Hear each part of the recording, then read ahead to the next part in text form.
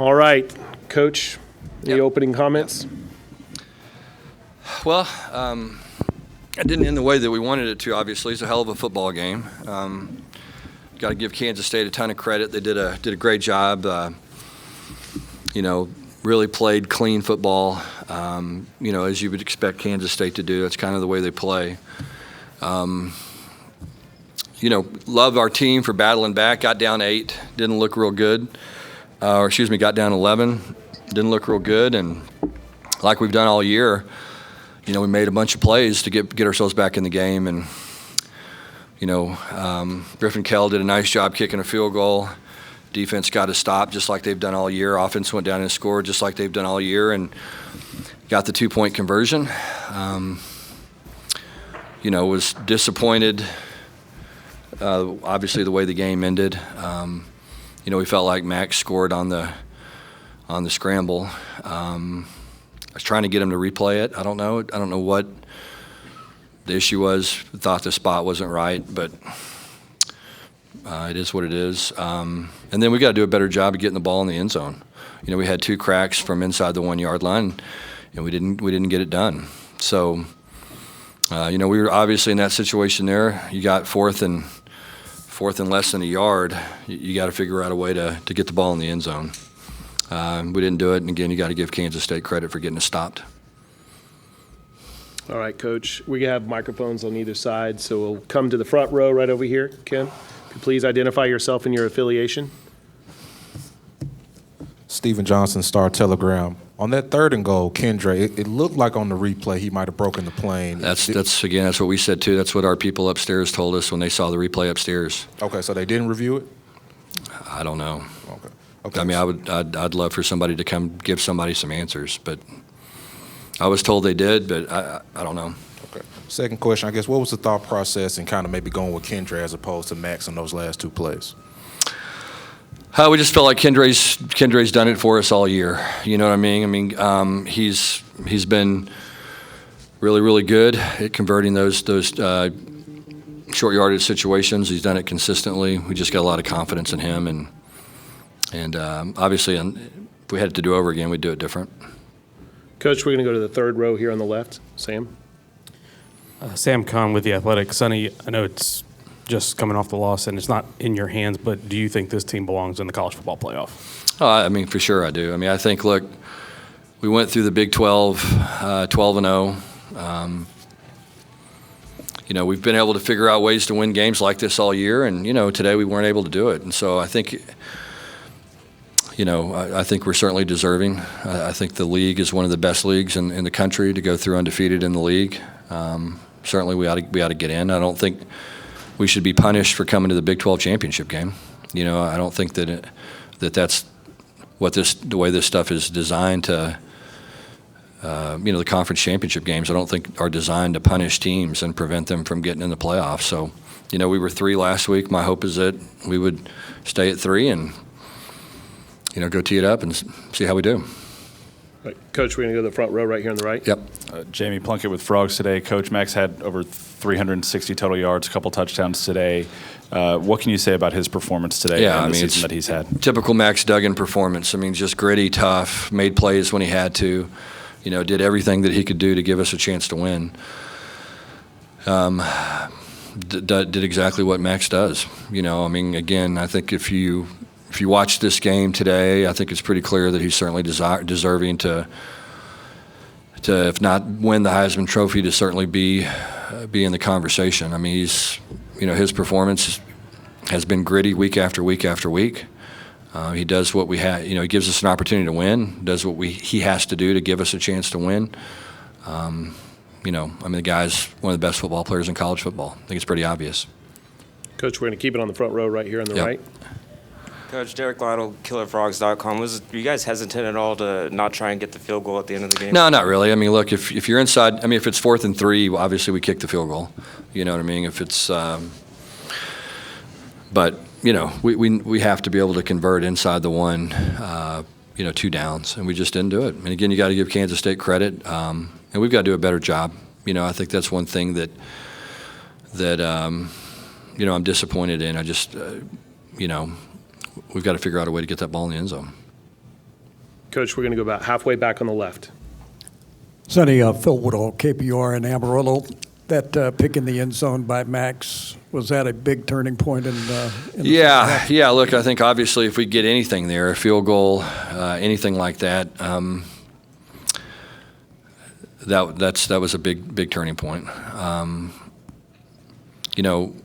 We just had some kind of things. Not talking about that play, but in particular down the end of the game, go against us. We got a holding penalty on a long scramble for Max, and we got an offensive pass interference penalty. On Jordan Hudson as well. Those two penalties really hurt us. But I don't know exactly what happened on that. I don't know. I think there was some miscommunication maybe between Quentin and Max, and obviously it was a bad play. Coach, we're going to go to the third row here on the right. Yep. Coach Newey Scruggs, NBC5. Obviously, 12 times you were in there with a message about winning. Right. What was your message to the kids today, and then the anticipation that they're going to have tomorrow to find out their fate? Yeah, that's kind of what we talked about. Look, I just said, hey, a couple things. Number one, how proud of them I was, and I am, for having the fortitude, to get back in this game. When you look up and you're down 11 points with 7 minutes to go, it doesn't look very good. And to our guys' credit, man, they gave themselves an opportunity to win, and they just battled and they stuck with it. They stuck with the plan. They believed in each other.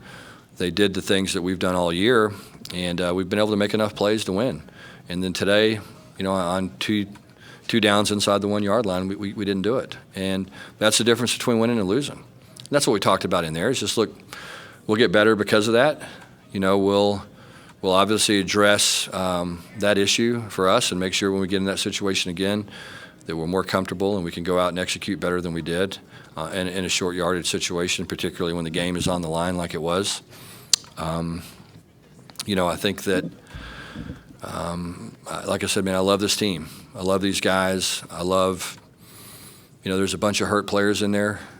Some guys that were really upset. We wanted to win a Big 12 championship, and we didn't make enough plays to do it. And it's disappointing. But my hope is, obviously, we're going to get another game, and my hope is we're going to get into the tournament and have a chance to go and compete for a national championship. And ultimately, that's the goal at the beginning of the year, is to put yourself in that situation. And we wanted to do it ourselves today. We didn't want to let anybody else make that decision. We wanted to go 13-0 where they were forced to put us in. But we're going to be 12-1, and my hope is they do. Coach, we're going to go to the second row right here to Barry Trammell. Hey, Barry. Okay. Yeah, Barry Trammell with the Oklahoman. Sonny, not just that you lost, but the way you lost today, you think if you had to lose, is that a good endorsement for the committee? I mean, a top 10 team, you win overtime, you're down, you come back, all that kind of stuff. Yeah, I think so. I mean, look, we were literally an inch away from winning the game, or certainly having a chance to. And so, and being 13-0. So my hope is that they see it the same way I saw it, and realize, hey, look, this is a team that certainly the resume is good enough, and we deserve to be part of it. But again, our hope was to not have to rely on a beauty contest. You know what I mean? Our hope was to kick the door down and make sure that we were Big 12 champs and there was no discussion about it. All right, Coach, we're going to go in the fourth row on the far right here. Yes, sir. Richard Johnson, Sports Illustrated. Sonny, what went into the decision to kneel out at the end of regulation instead of going clear? Yeah, there wasn't much time left. I mean, we just felt like at that stage of the game we were going to have to go about 60 yards in 26 seconds, I think is what it was. And just felt like that was the most prudent thing to do. Didn't want to take a chance of throwing a turnover or fumbling or throwing an interception rather, or fumbling and having a turnover. Then when they punted us, I mean, if we get the ball at the 20, it's a whole different line of thinking as opposed to getting it in the 5 or 6 yard line. A lot of stuff can go wrong backed up. You can get caught in the backfield and get a safety, and there's just a whole chain of events that could happen that's negative. And so that was kind of the thinking was, let's just get to overtime. We felt like we had all the momentum as well, and felt like that was where we wanted to be. Coach, we're going to go stay in the kind of middle on towards the back. Yep. Yeah. Jonah Javad with WFAA. Sonny, you mentioned earlier this week how this team, every time you guys move on to the next opponent, you're just focused on that and not getting too far ahead of yourselves. Well, you don't know who the next opponent is going to be until tomorrow morning. Right. What do you think this afternoon and evening and even tomorrow morning might be like for you and your guys? Yeah. What can you say to them? Probably a little bit of anxiety, for all of us. But again, I got a lot of faith in the committee. I know they got a very difficult thing to do, but I believe that those guys will take a look at what we've been able to accomplish and what this team looks like and what we've done and put us in. So, as I said earlier, my hope was to celebrate a Big 12 championship tonight and not worry too much about it. But it's going to be a different course of action. All right, we're going to go one right in front. Right there, Coach. Hey, Sonny, Jeff Kolb with Fox 4 in Dallas. You say you have faith in the committee. You also know this can be an unpredictable process. How nervous, are you nervous at all about not seeing your team in the Final Four? Yeah, look, I think, again, to go back to 2014, I think that TCU's been through this, and lost a close game and to Baylor in 2014 and didn't have a conference championship game at that time. And I really do believe that was a different time in college football. I believe that the Big 12 is in a different place now than it was then. I just think that, I think they're going to see it different. But at the same time, you just don't know. And so, I'm concerned, obviously, but again, I've got faith in the committee and I know that we deserve to be in, so my guess is we'll be in. Coach, we're in the aisle on the third row on the left. Hey, Coach Jahan J. Raja, CBS Sports. Can you kind of take us through that drive that Max put together? You saw him kind of almost looking sick. You saw him almost passing out. Yeah. What was happening during that drive? Well, he was doing what he does. He was making plays. He was finding, figuring out things to give us a chance to win. That's what the guy does. You see that he gives every single thing he's got on the field. He leaves it all out there every single Saturday. It's like, he goes out, he does what he does. We get him back on Sunday, and it's like we tape him together and do what we can to get him to the next game. And to his credit, he just puts the work in. He puts the work in, and he grinds through injuries. He grinds through discomfort. He's just one of the toughest football players I've ever been around. And he's the consummate winner and a guy that, again, raises the expectations of every single person around him. I think our team sees Max and is challenged to approach the game the same way he approaches the game. And I think a big part of our success is because of that mentality that he has and everybody watching him every single day and watching what he does and how much he cares about his teammates and how much he loves those guys and how he would do anything in the world for them. And so, this was a game that I think, again, that, we made a lot of mistakes. We haven't turned the ball over like we did today very often. We've taken care of the football a lot better than we did today. There's a lot of plays, a lot of things that could have happened in this ball game that would have given us a different result. And again, everyone's going to focus on the end and overtime, and I certainly understand why. But I think there's a lot to be learned from this, and a lot of ways that we can improve as a team and as a program. Coach, we're going to stay on the third row on the left. Yep. Sonny, Chris Vanini, The Athletic. Similarly, how is Max? He seemed pretty good. I've gotten a report. I think he's fine. I think he was more just more tired. He played excellent today. He does what he does. He made big plays. He was obviously a big contributor to what we were trying to get done. He had a couple of huge plays that resulted in us scoring some touchdowns and scoring points. But at the same time, like I said, when you haven't played, there's always a little bit more rust maybe than there is if you've been playing. And I thought he played really well. I thought he played hard. He's been courageous all year, battling through the injuries that he had and made a ton of big plays today. And, I think if you ask him, he'd probably say, wish he'd made one or two more. Coach, we're going to go in the back on the aisle here. Coach Mac Engel, Yep. Fort Worth Star-Telegram. Hey, I think you played 7 or 8 of these kind of games in the Big 12. You won them all except today. Did you feel like at any part maybe law of averages caught up with you a little bit? You know, I think, you know, maybe to an extent. You know, I do think, though, it's like anything else. I mean, once you believe you can do something, then it's a whole lot easier to do it. And there wasn't anybody that didn't believe that we were going to win this game. And that's where you got to give Kansas State a lot of credit for making the plays they made down the stretch and doing what they had to do to win. But, you know, this is a confident team. We feel like we can play with anybody. And our hope that is, you know, again, we'll have an opportunity to play against them and, you know, in the tournament, because that's what we want. That's what we believe we deserve. But yeah, I mean, it's like anything else, Max. I mean, I think you get on a run sometimes, and you know, if you do some things that are pretty improbable, then at some point it becomes a little bit more difficult to continue to do the improbable. Coach, second row right here on the right. Hey, Coach. Micah Pierce with TCU 360. Did y'all feel like y'all were at any kind of disadvantage without Johnny Hodges today, or were y'all pretty comfortable with that next man up? Yeah, I mean, Johnny's been a very, very good player for us, obviously our leading tackler. You know, that we've been really fortunate this year to not have a lot of injuries. The position we've been hit pretty hard at is the linebacker position. You know, we lost some guys in preseason camp. You know, obviously lost Marcel Brooks. You know, Shad Banks has done a great job of learning to play the position and coming in and filling in. And, you know, there's been some weeks where, you know, all we've had is 3 linebackers, and Shad's had to be the backup for all 3 of those guys. And today, you know, Shad was a starter, thought he played well.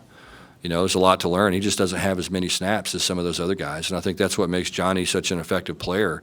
You just go look at his history. I mean, he's played a lot of snaps, both obviously at Navy and now here at TCU. So he's not having him out there hurt, certainly from an experience standpoint. But again, Shad Banks has been a hell of a player for us. Coach, we're going to go to Ivan on the third row. Hey, Ivan Mazel on 3. Sonny, 2 things. One, how many times if you have any idea, have y'all been in that sort of goal line situation this year? I mean, I'm assuming that was your goal line offense. Yeah. No, it's something, again, that obviously we spend a lot of time on, and something we obviously need to get better at. I mean, I think that's the one thing. If you say, you know, if you ask me what this football team needs to improve, I would say it needs to improve our short yardage situations. You know, we haven't been as good as we want to be. It's been something that we've been working on all year, and I think it's something that obviously needs to continue to get a lot of our attention.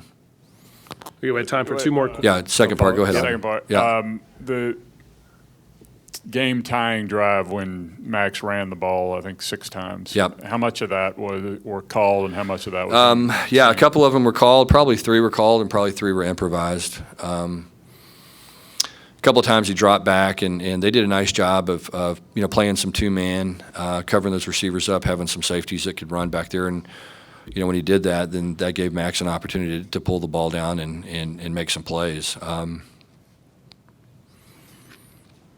You know, again, that run to get down to the 1, it was a heck of a run now. I mean, just what a great play. And,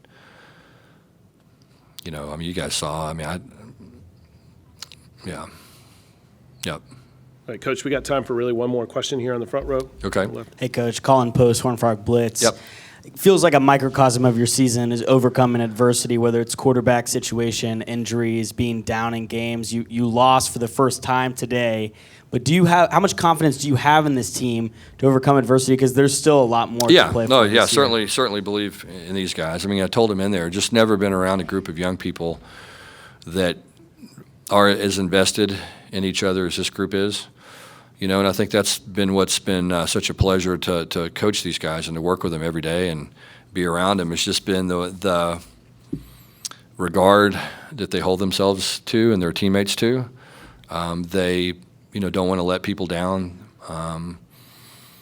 You know, and I think that pressure to,